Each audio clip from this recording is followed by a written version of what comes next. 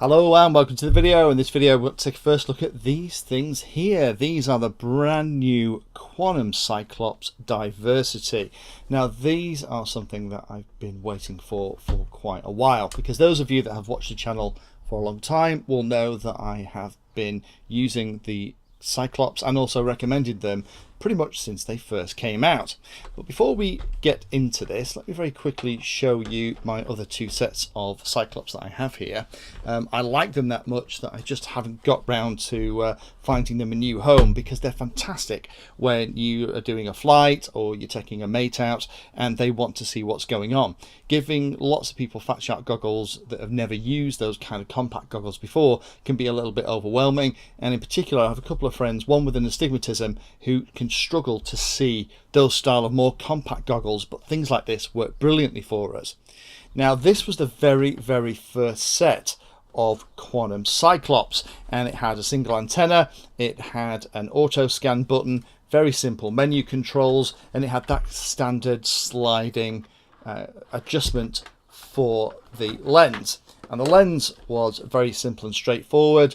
It was just a very neat compact way to do all those things that we were doing with kind of foam clamshells back in the day in one easy to use piece.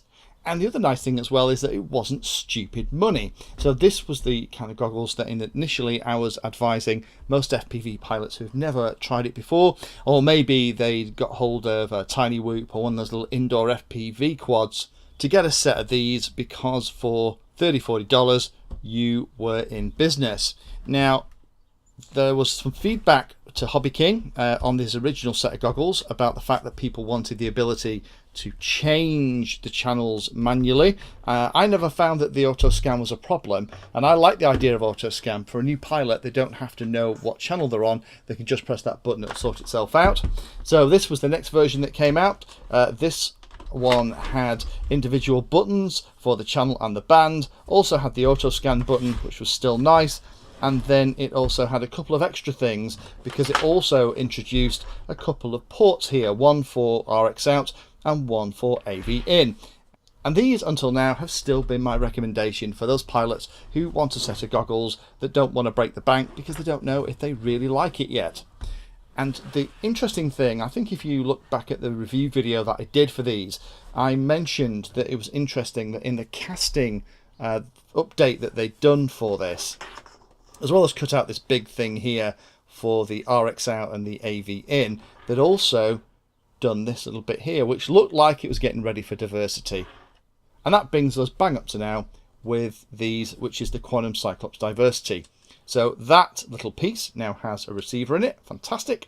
It still has the same kind of adjustment. It's a slightly different lens in here. I'll go through the specs in a second, but not only does it have diversity, which is cool, it also has a DVR. There's a little SD card at the bottom, and you have a little switch here to whether or not you're going to be looking at the DVR or you're going to be playing with the receiver. Now in terms of the rest of the fit and finish, it's exactly the same. So let me very quickly show you what comes in the box, and let me go through the specs, and let me talk about what these things have been like to use. So in the box, it comes in the same box that the previous version did. I keep hold of the box because it's actually quite a nice way to keep them nice and safe and to transport them too. And then inside there, you have the main event, which is the goggles, but then you also get both of the antennas, which is really nice. Hobby King have started to do their own version of the Pagoda antennas that I'm a huge fan of, and they've also included an Ionway patch antenna. Now this is the latest version of the Ionway patch antenna that works pretty well, so it's a nice selection for a diversity setup. It gives you lots of range, omnidirectional range of one of the antennas, and the patch antenna will give you lots of range forward of the goggles. You also get all the cables that you need, get a spare lens, and you get a cloth carry bag if you're not going to carry it around in the cardboard box. So let me very quickly go for the features. So in here there's a 5-inch Tft Monitor with that new 3x magnification lens. I'll talk about what that's like compared to the other versions in a second. 40 channels, A, B, E, F and racing bands. Obviously have the DVR now. I'll show you how that works in a second. We still have our auto scan button. Hey! So if you're a new pilot and you're not sure what the channel and band is of the model that you've got, or maybe you accidentally did something in a Betaflight on-screen display and it's jumped to a channel and band that you didn't mean to do, then hit that scan button and it'll find it. There's still that AV in and RX out, so you can look at a feed from another set of goggles. Huge focal length adjustment. I've always found that this adjustment here on the side and the way it works has even allowed my friends with the poorest eyesight to see the screen. And let me just grab a set of glasses and just show you how they fit. So here's a set of specs. This is something I should do on more of these clamshell style goggles. If I pop them in, they will fit inside here. So if the foam potentially could be cut out if you were if they were pulling them off your face, but the good thing is if you wear eye correction, they will fit inside these goggles unless they're particularly big spectacles. The foam is slightly different and it's a bit softer. If I get the original version or the last version back in, put them side by side, the foam has changed. Hopefully you can see that. I mean, this foam on here is a little bit older, so it's slightly more discoloured from all the use, but it is a very, very soft foam, so it fits quite nicely onto your face. And there are 3 types of battery connection. By default, it comes with a little barrel connector, so that will fit the majority of FPV style batteries, but you've got a couple of adapters if you just want to use traditional batteries. And I do like that idea because it means that if you've got a spare battery pack, and with it being at the back of the goggles, it's not the additional weight at the front.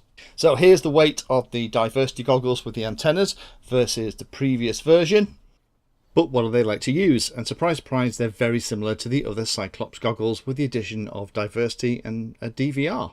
The image is fantastic. The lens, I'm not sure what they've done to change it, but again, it's very easy to use and provides a very, very clear, bright picture. By pressing the menu buttons at the side, you can adjust the contrast, the brightness and all of the other things, just like you could on all the other Cyclops models. I do like the fact there's an on-screen display at the bottom. It's keeping you apprised of what the battery voltage is, and it's also letting you know what the relevant signal strengths are for the 2 antennas, and that does seem to work very nicely. The receivers in the Cyclops have always been pretty good and nice and sensitive, and the addition of a second one in here to make it true diversity, and the fact it's got a nice patch antenna and a circular polarized antenna, means it works great too. The DVR is a really nice feature. To turn it on, you just press the record button once, it'll beep, and then it'll start to flash and it's recording. There's no indication in the display itself that you're recording. There's no annoying flashing red light. Personally, I quite like the indication that everything's working, but I found that when I'm playing with these, what I do is I just start the DVR by hitting that button, hearing the confirmation tone, and then put them over my head onto my face, and away we go.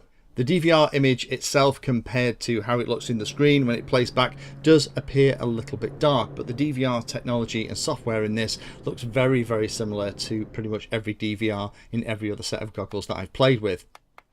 So in summary, what do I think? Well, this is what I hoped they would be. They've added diversity onto it, and they've also popped in a DVR too. The only thing that you could probably complain was missing is the fact there's no circulation fan to keep anything from fogging up. The fact that there's a little bit more room inside the goggles and the lenses aren't right up against your eyes does mean you have to be pretty sweaty and pretty humid conditions for that to happen anyway.